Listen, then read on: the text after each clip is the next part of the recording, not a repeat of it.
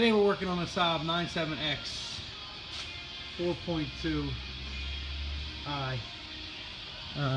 The Trailblazer look-alike, Envoy. Most of them are all the same. We're going to be taking out the front, rear. But along the way, we're going to take out the spindle. We're going to do a lot of good stuff. So first, start on this side. Pull off the wheel, obviously. Pull off the axle nut, the top ball joint. Take out the bolt. Smack it with a hammer and a wedge. Open it up. Pull it off. Tie rod end. Take that off. 210s. Hold on all these lines, and then a little weasel that one out. It's just a push pin. So you just pull that out. Might need a screwdriver if it's tight. I gotta pop the axles out. I like to use a nice pry bar. Sneak it in there. Take out the 16s that surround the housing on the passenger side. Single on the sides. And just slide it out. Repeat the same steps on this side. Upper ball joint, tie rod end, 210s, axle nut, swinging out the way.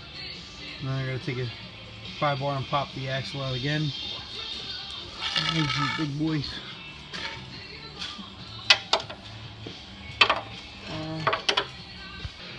And axle's out, obviously. Now we're gonna go again.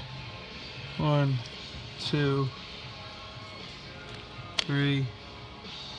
I believe there's another one up top. You can't really see it. Take them out. I'm gonna come down here. Disconnect the drive shaft. This bolt, drive shaft, and then this bolt. And go from there. Now that we got the 4 11mm out and pried out the drive shaft, we can get this other 18mm. All the side cover on the driver's side are going to be 18mm bolts. Helps to have a ratchet wrench.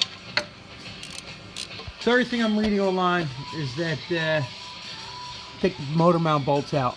They don't actually say that, but that's what they're trying to tell you. This is the driver's side.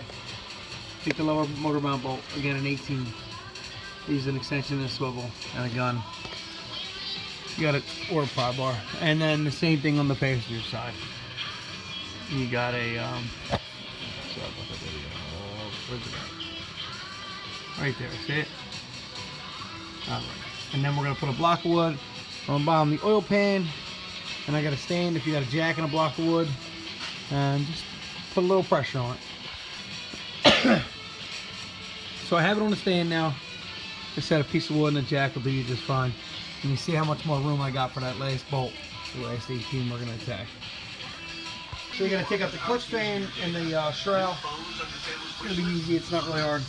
2 10s, there's a 10 here, and a 10 here, over here.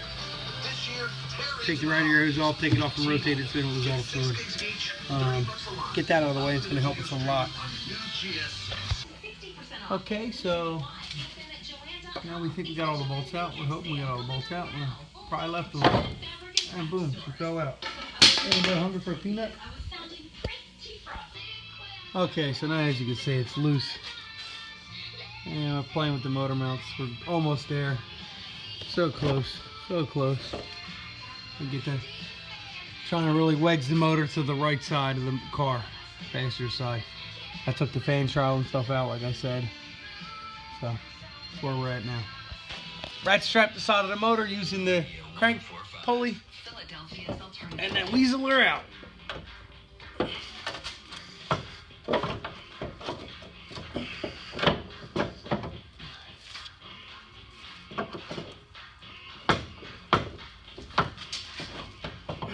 To be continued.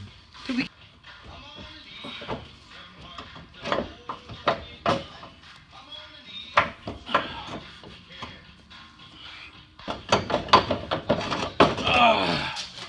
Going back in should be fun. Is that a joke or what? That's more than that. Gotta put the piece that goes in here, slides in this hole, and weasel. And keep weaseling, it comes out.